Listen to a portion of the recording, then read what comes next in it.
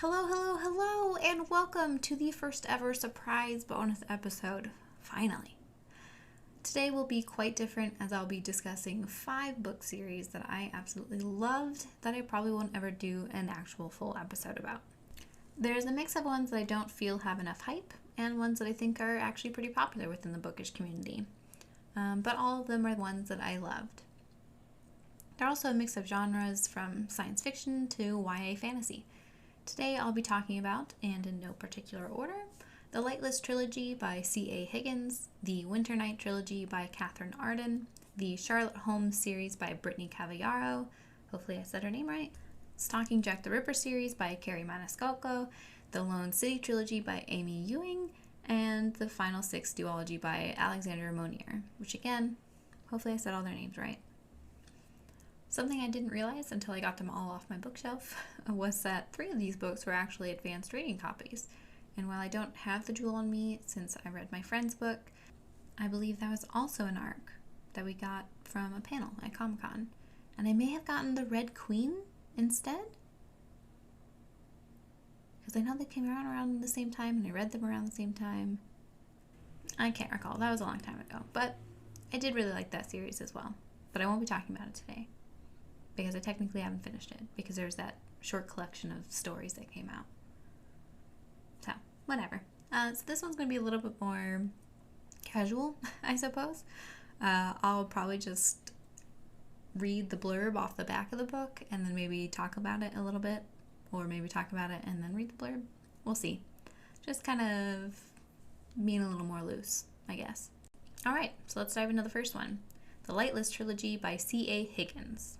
This is a science fiction trilogy containing Lightless, Supernova, and Radiate. I haven't seen any other novels written by her, but I still hold out hope that she'll have another science fiction book or series because I really liked her. So, what is Lightless about? Serving aboard the experimental military spacecraft Ananke? I can never say it. Ananke. Let's try that again.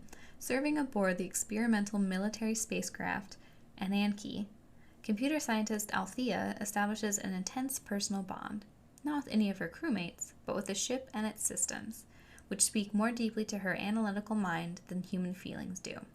But when fugitive terrorists threaten the Ananke and its mission, Althea must draw upon her heart and soul for the strength to defend her beloved vessel.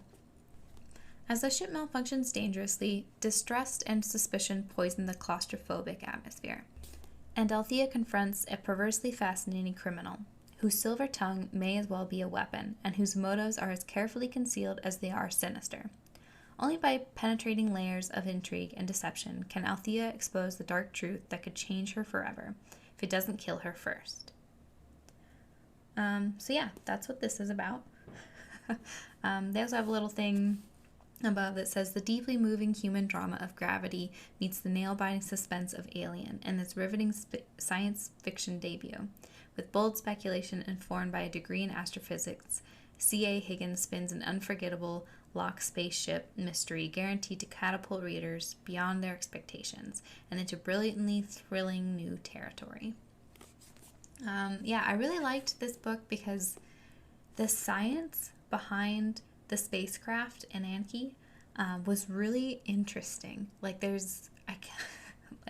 this says the adventures of the second book are coming out in 2016. So I read this book back in at least 2015 at some point, and so it's been a while. But I really loved the spaceship, because in the heart of the spaceship was like a black hole, and like that's how it gained power, was through the energy produced.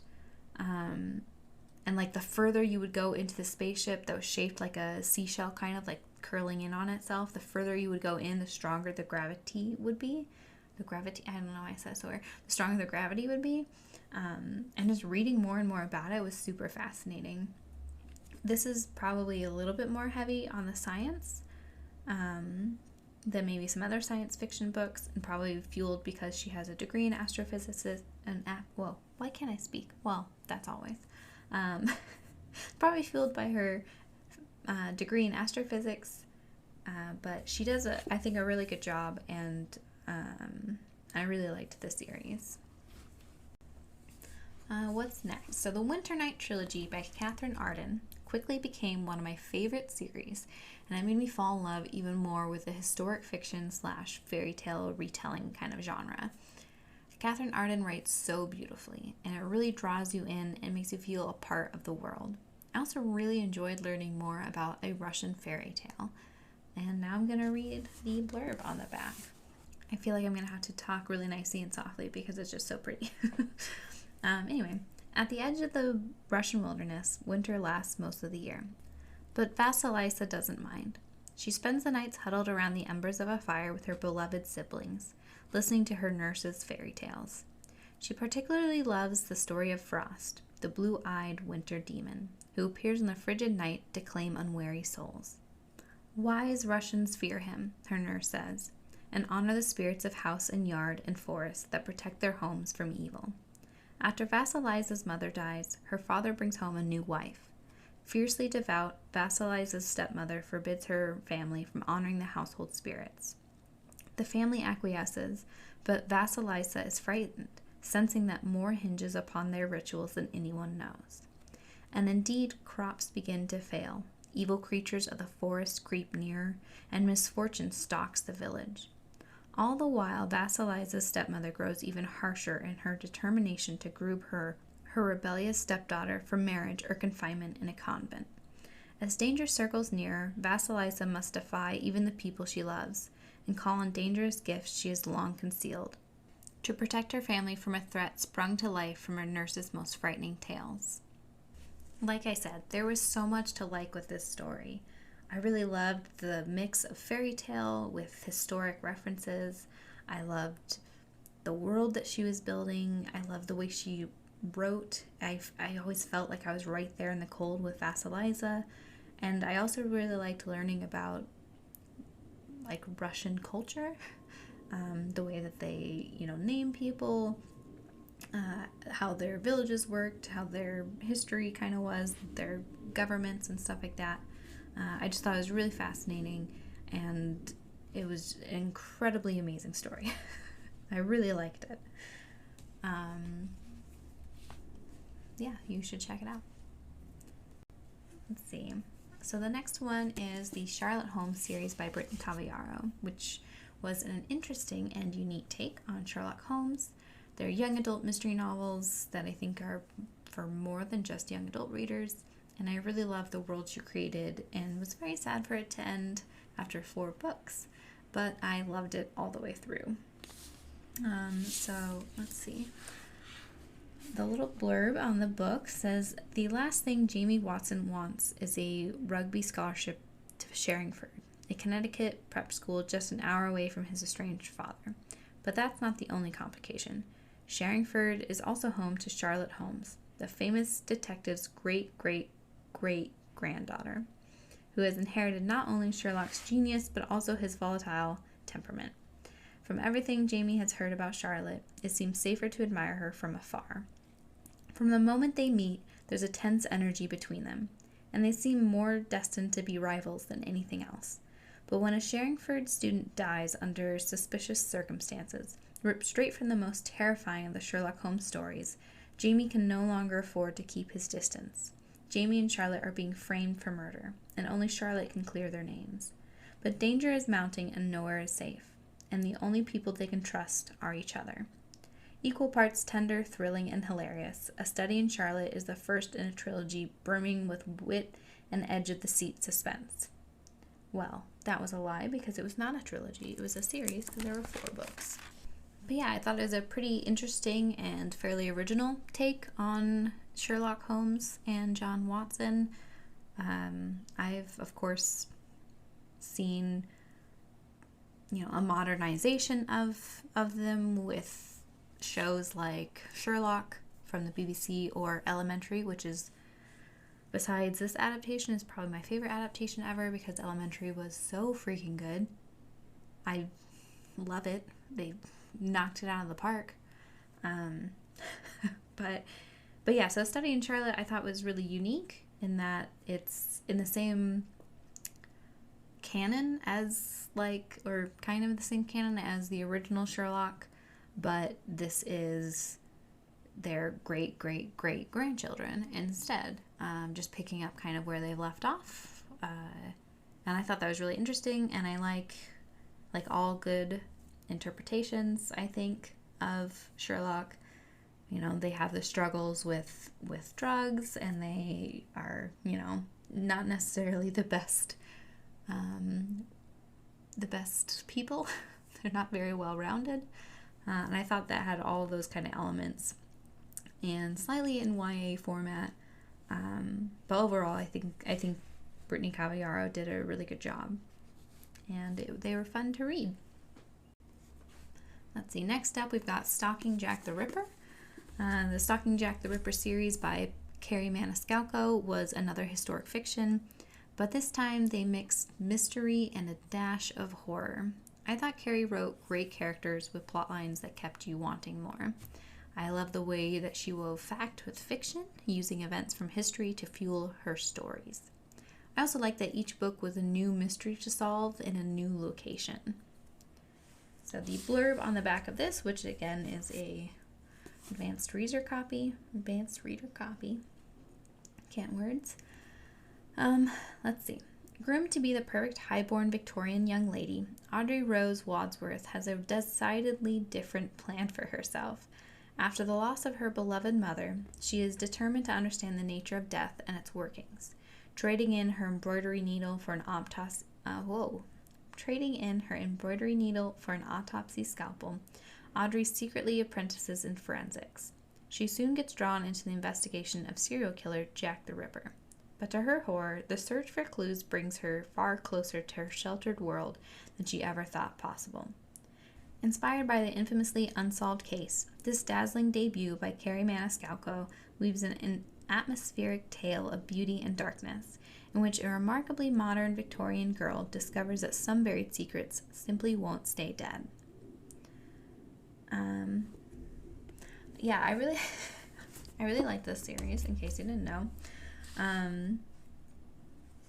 I thought it was really well done how she wove the very well-known and documented deaths of Jack the Ripper's victims with her story. I think there were a few things that she mentions that she kind of took some creative liberties with, but a lot of the stuff was fairly accurate, and I think that she did a great job. Like everybody who read this book, this series, I loved Thomas Cresswell. He was super cute, and I loved the romance of... Am I allowed to say that? It's too late.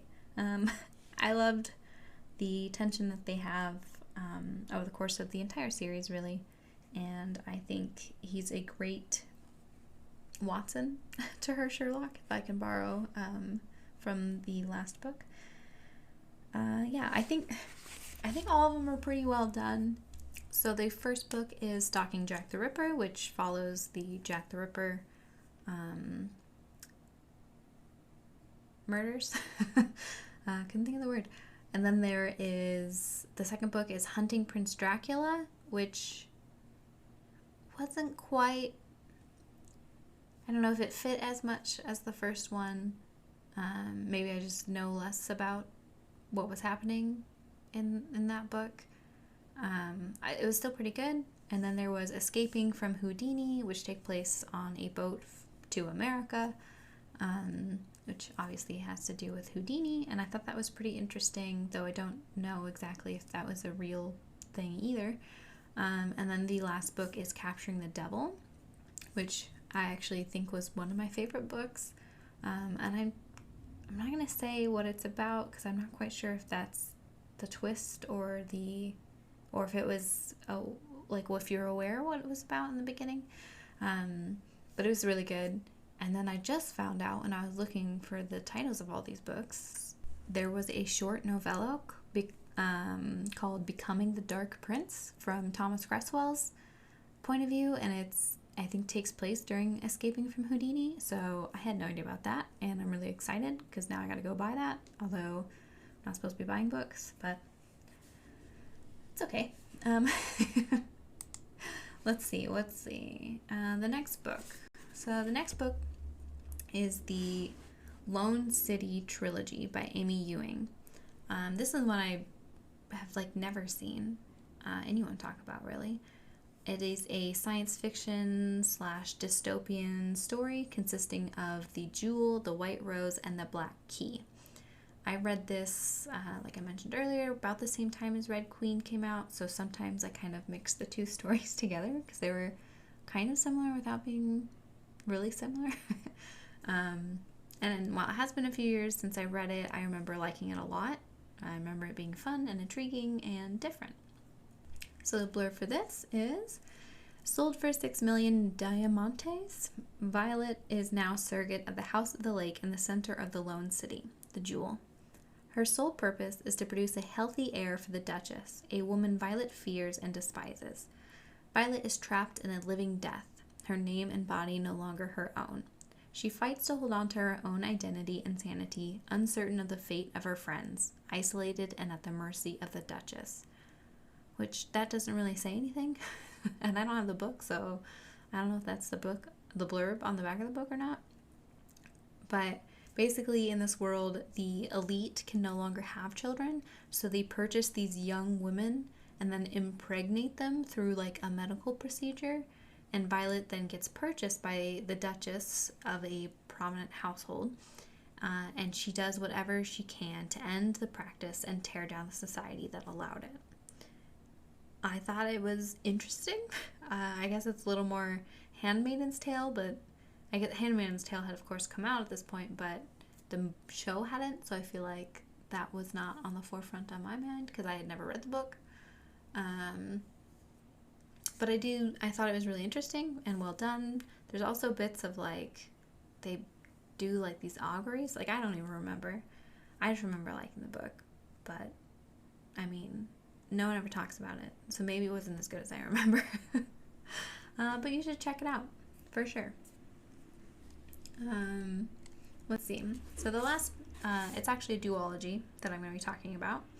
And that's The Final Six duology by Alexandra Monier. This is a science fiction,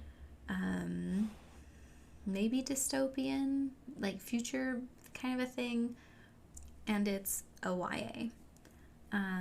Let me read the blurb. When Leo and Naomi are two of only 22 teenagers drafted into the International Space Training Camp to establish a new colony on the moon of Jupiter, their lives are forever changed. For Leo, an Italian champion swimmer, it's the purpose he needs after losing his family in a deadly flood. But Naomi, an Iranian-American science genius, is suspicious of the fact that a similar mission fatally failed under mysterious circumstances. She fears something equally sinister awaits the Final Six beneath Europa's surface. With competition mounting between the contestants for the Final Six slots, Naomi and Leo form an unexpected friendship. It's only when the finalists become fewer that the two can fathom the weight of everything at stake: the world, the stars, and their lives. So this one takes place in the future when climate change has ravaged our planet, and basically the only thing we can do is flee. And so this takes the 22 teenagers, and they're all competing for these 6 spots to then go on this rocket ship to fly to Europa to kind of scope it out and set up and get ready for basically the next people to come. And they're going to be teenagers because it's going to take a while to travel that long. I thought it was really well done, and I really enjoyed the sciencey bits, and the drama. And of course I love that they're going to Europa because that is my favorite celestial body, because it's the coolest, and whenever people talk about going somewhere, they always talk about Europa because it's got freaking water and it's super cool. But yeah, so this book I thought was really cool. I really liked its sequel, and it kind of made me want to have more of this world, but I could also be okay if these are the only 2 books that she writes for it. But yeah, I thought it was a pretty cool take on the typical dystopian kind of future-y genre that's really exploded out of YA and was basically all YA was about for a long time. At least this is more like a science fiction version of that, and perhaps even more realistic with climate change. But yeah, so those are some of my favorite series and books that I don't really see a lot of people talk about, all of them very often.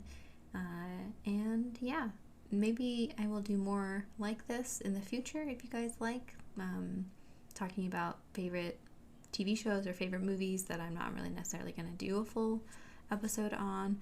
Or maybe I can start doing episodes where I don't just talk about one movie or one TV show or one book, but maybe I do some episodes that have like a couple items, or maybe a book and a movie or a book and a show or something. Let me know, Asa, since you're the only person who listens to this. Let me know. And yeah, thanks so much for joining me today. You can find me on Instagram and Facebook at Mixed Media Reviews Podcast, and you can find me anywhere you find your podcasts, as long as that is Anchor, Google Podcasts, Spotify, Apple Podcasts, Stitcher, Breaker, or Radio Public. Have a wonderful rest of the day. Bye!